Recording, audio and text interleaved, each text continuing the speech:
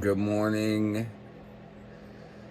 It is beautiful and chilly this morning, and I got just enough time before work to read another story.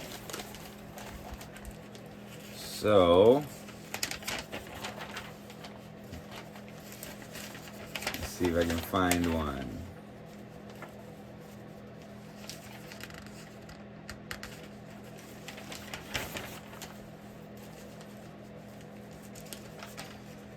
Oh my gosh, all sorts of shootings.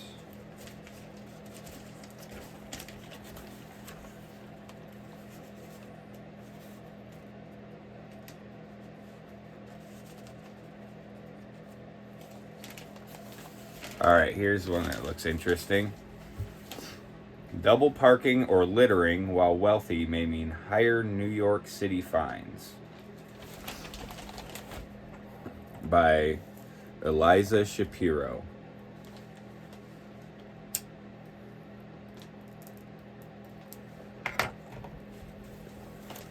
A few months ago, a rumor started spreading through the leafy streets of Dyker Heights, Brooklyn, and eventually made its way to the local city councilman, Justin Brannan.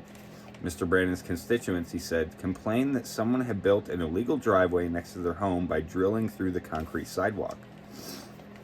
The homeowner was telling neighbors that simply paying the fines was more affordable than the parking spot and less of a hassle than street parking. Mr. Brannan, who has narrowly won elections in his swing district on a message of making New York City more affordable for middle-class families, said he had the story in mind when he started drafting a bill that would require City Hall to come up with a pilot program to charge wealthy New Yorkers more than their lower-income neighbors for civil violations like building that driveway. Yeah.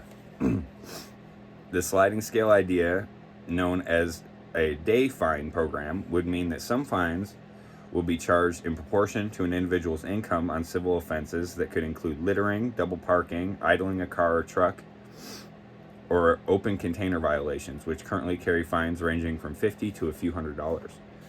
It is not yet clear what the formula for the new fines would be and how much the penalties would cost, since the details of the pilot will be decided by city officials.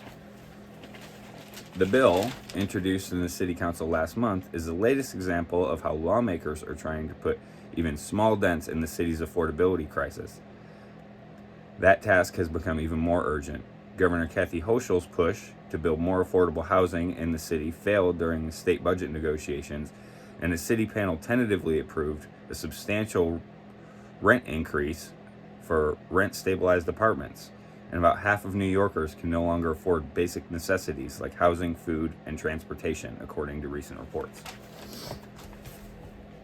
People just feel like they are being squeezed from every end, and there's no end in sight, Mr. Brennan, the chair of the council's finance committee, said in an interview.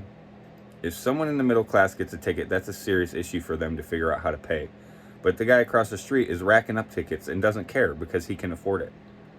The bill, which was first reported by the New York Daily News,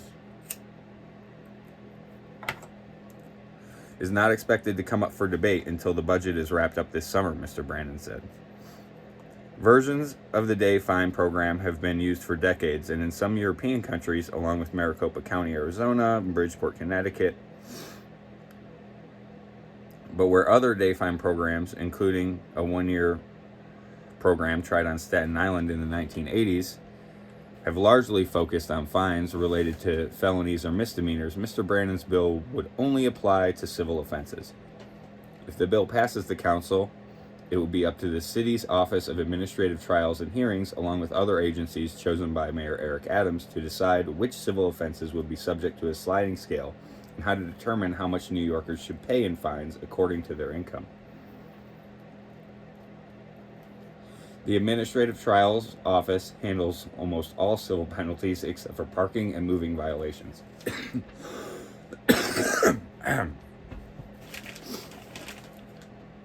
The pilot program would last at least a year and apply to 10 or more local laws. Fabian Levy, a spokesperson for Mr. Adams, said City Hall is reviewing the bill Another city official privately pointed to a number of issues that would make it difficult to implement Mr. Brannon's bill. New Yorkers can already pay off some fines with community service, for example, and many summonses are issued to businesses rather than individuals. Studies have shown that day fine programs typically lead to more people actually paying their fines, in part because penalties that were once out of reach for low income and middle class residents become more manageable. Mr. Brannon also said he believes that some wealthy New Yorkers are not bothering to pay fines and that higher penalties could be a more effective deterrent. The city is owed over $2 billion in fines from civil violations committed since 2017, including over $1 billion in parking and camera-related fines for speeding or running red lights, according to a recent report by the Independent Budget Office.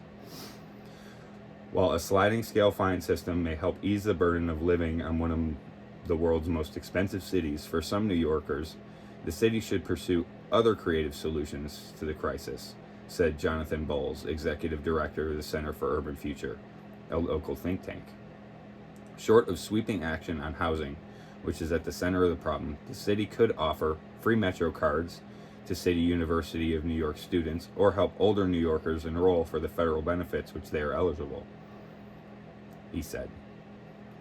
The day fine bill is an idea worth considering, Mr. Bowles said, but it is highly disappointing if this is what we can do right now to address the city's affordability crisis. Ching ching! Charge them, rich peoples. The hell? I love you.